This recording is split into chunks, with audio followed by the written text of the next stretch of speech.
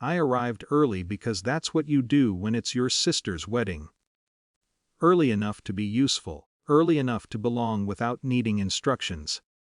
The venue was already humming with quiet industry, florists adjusting stems, servers aligning glasses, someone testing the microphone with soft, apologetic taps. No one stopped me. No one greeted me either. I drifted toward the seating chart mostly out of curiosity. It's a strange ritual, watching your name exist in someone else's plan. Rows of neat calligraphy, couples grouped, families clustered. I scanned once, then again slower. My name wasn't there. There's a specific kind of confusion that doesn't feel like panic. More like a misprint in reality. I stepped aside, letting other guests lean in, their fingers tracing names with certainty. Maybe an alternate list, maybe an update. Inside, the tables were immaculate, soft linen, tiny candles, arrangements that looked like they had never known gravity.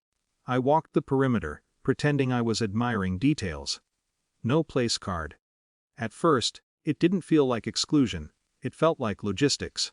Weddings are chaos disguised as elegance. I told myself that twice. Then my mother-in-law my sister's mother-in-law, spotted me.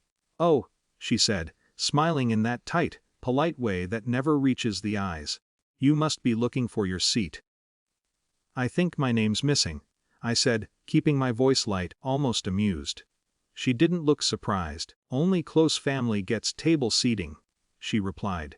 The words were delivered casually, like a policy reminder. But the smirk arrived half a second late, as if it had been waiting for permission. For a moment, I honestly thought I had misheard. "I'm her sister," I said. "Yes," she answered, still smiling. "But these things are complicated." Complicated. Such a generous word for something so precise.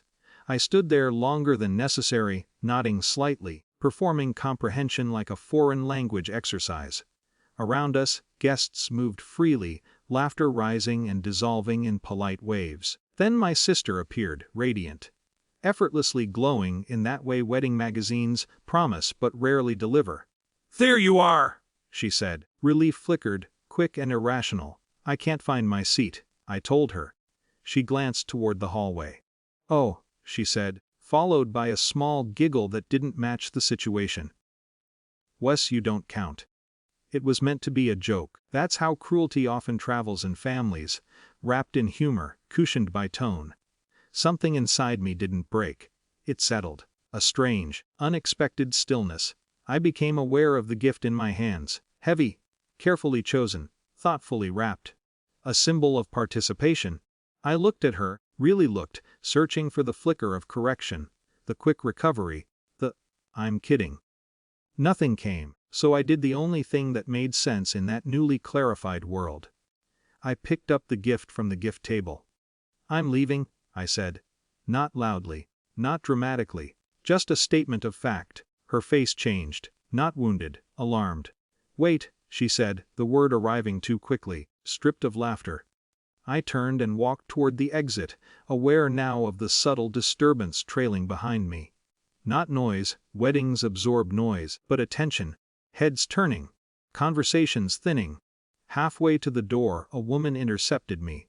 The wedding coordinator. Professional calm wrapped in authority. "Excuse me?" she said gently. "Is everything all right?" Such a neutral question. Such a dangerous one. I hesitated. And that hesitation, that tiny crack in momentum, did what confrontation never could. It gathered witnesses. My sister reached us just as silence began spreading in uncomfortable ripples. "She's fine," my sister said quickly. The coordinator didn't move. "I just want to ensure all immediate family are properly accommodated," she replied, voice smooth, eyes attentive. Immediate family. There it was, not emotion. Protocol, something my sister couldn't laugh away. "Oh, it's just," my sister began, then stopped, words suddenly fragile under fluorescent clarity. "There appears to be a seating oversight." The coordinator continued. "We can correct that immediately." Around us, the social geometry shifted. Guests pretending not to stare while staring. The mother-in-law's smile dissolving into something less stable. "It's not necessary," I said, and I meant it. Because by then, The seat itself had become irrelevant. My sister looked at me, panic fighting embarrassment. Embarrassment fighting something older and more familiar, the instinct to minimize. It was just a joke, she whispered. Maybe it was. But jokes don't erase patterns. The coordinator waited, politely suspended between conflict and correction, her presence making everything unmistakably real. I hope the wedding is beautiful, I told my sister. Then I walked out. Outside, the air felt startlingly ordinary, cars passing, wind moving through decorative shrubs. The world unimpressed by family hierarchies. My phone buzzed before I reached my car. A message, not an apology, a negotiation. Can we talk later? I stared at the screen for a long moment. Then placed the phone face down on the passenger seat. Some conversations require distance before they can become honest. And some realizations don't need immediate resolution to remain true.